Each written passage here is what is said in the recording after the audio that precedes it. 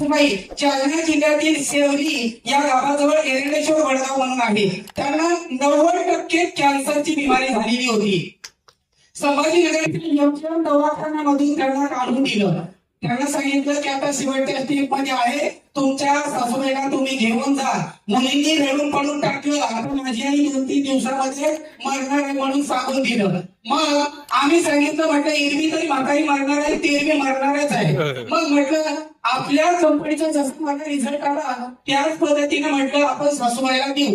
एरवी तरी मरणार आहे, वेदना मुक्त होऊन ते अमृत तर आपल्याला काही भेटलं नाही तेव्हा खर्च, पण ते अमृत ज्यूस देऊन तरी म्हातारी वेदना मुक्त जाईल.